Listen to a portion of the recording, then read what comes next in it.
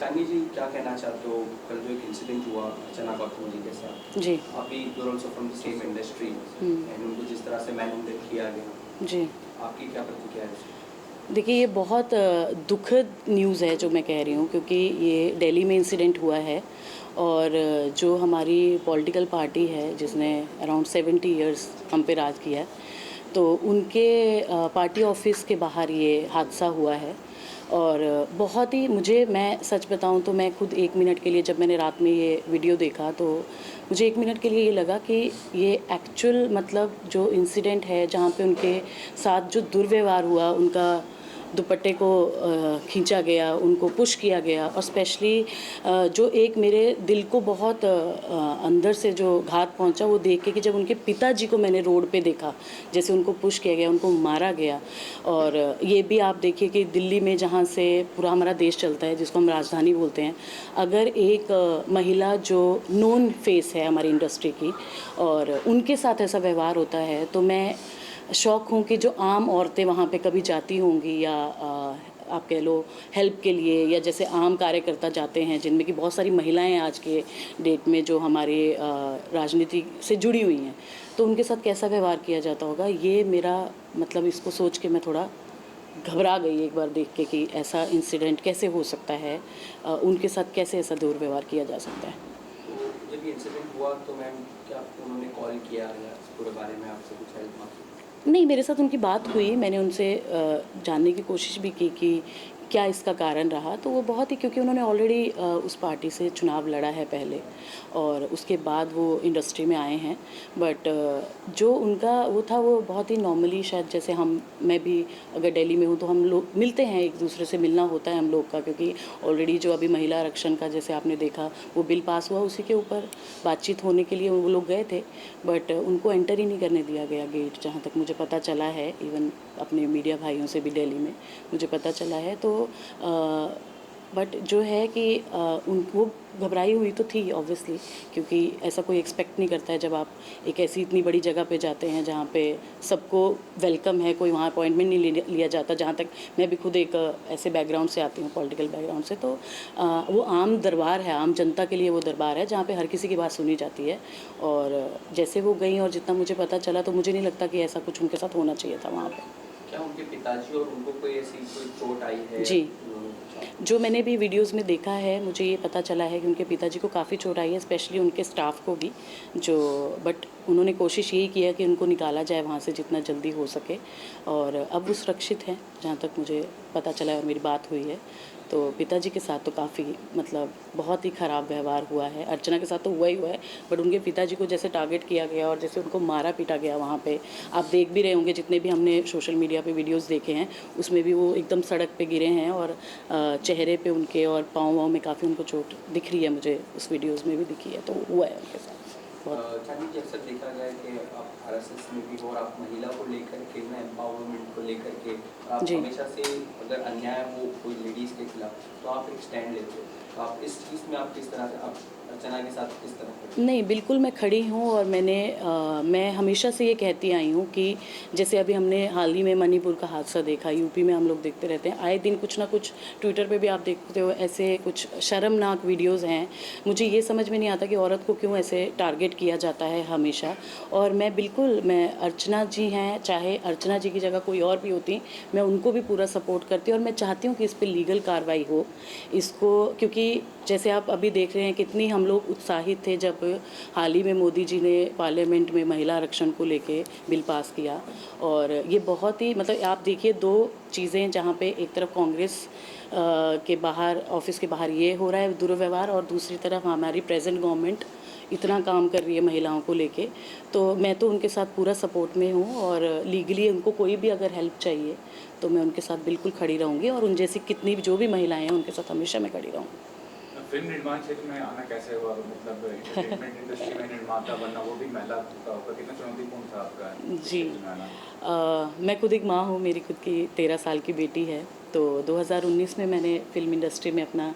Career शुरू किया था एज़ प्रोड्यूसर, और मेरा पहला शो रक्तांचल था, तो वो बहुत ही अच्छा उसको कामयाबी मिली। बट ये ज़रूरी है कि बताना भी कि जो स्ट्रगल का टाइम रहा, क्योंकि पहली जो हमने फ़िल्म की थी वो 2010 में की थी,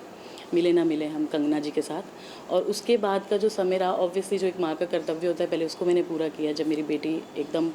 ग्रो हो गई, वो स्कूल जाना शुरू कर दिया, वो खुद की टेक केयर कर सकती थी, तो उसके बाद उसकी परमिशन से कि क्या मैं काम कर सकती हूँ अभी, तो मैंने इंडस्ट्री को ज्वाइन किया। और मुझे खुली बाहों के साथ, मैं सच बताऊँ तो मुझे इंडस्ट्री ने वो दिया, सपोर्ट किया। और इसीलिए आज मैं आपको सच बात बताती हूँ, क्योंकि कहीं ना कहीं इसका जो मैं आज बात करना चाहती थी, उसका एक कारण ये भी है क्योंकि जब ऐसे इंसिडेंट होते हैं तो लोग महिलाओं को इंडस्ट्री में भेजने से, स्पेशली गर्ल्स को जो अपना करियर शायद यहाँ ढूंढती हैं, उनको भेजने से लोग डरते हैं। बट एक ये मैसेज भी जाता है कि हम जो महिलाएं प्रोड्यूसर हैं या और भी फील्ड में, चाहे वो आप मेकअप आर्टिस्ट ले लो, डिज़ाइनर्स ले लो, जितने भी बेस्ट वो हैं, और मतलब एक्ट्रेसेस ले लो, आज जागरूक है हमारा समाज और एक दूसरे को जो सपोर्ट करता है। ये बॉम्बे की एक अलग फीलिंग भी है, जहाँ पे कुछ भी ऐसा कभी गलत होता है तो पूरा बॉम्बे एक साथ होता है, पूरी इंडस्ट्री एक साथ होती है, और हम सब कोशिश करते हैं कि हमें न्याय मिले और हम लोग जो है ऐसी घटनाएं दोबारा ना हो। तो एज अ प्रोड्यूसर आप कह लीजिए, या सेम इंडस्ट्री में हम काम कर रहे हैं, तो मेरे को ये लगता है कि हमें इसके बारे में आवाज़ उठानी चाहिए। और भी मेरे इंडस्ट्री के जितने फ्रेंड्स हैं, मैं चाहती हूँ कि इस बारे में बात हो,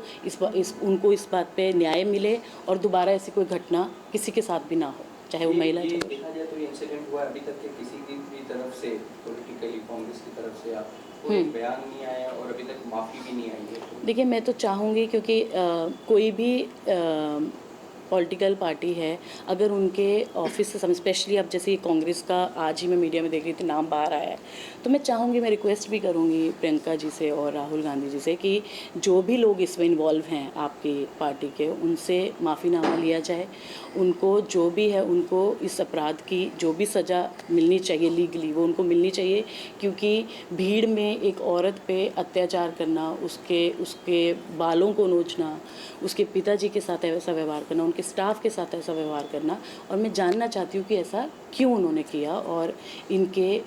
ऐसा वो मैसेज छोड़ रहे हैं कि अगर उनके ऑफिस के बाहर लोग सुरक्षित नहीं हैं, तो फिर हमारा फ्यूचर कांग्रेस के साथ क्या है, ये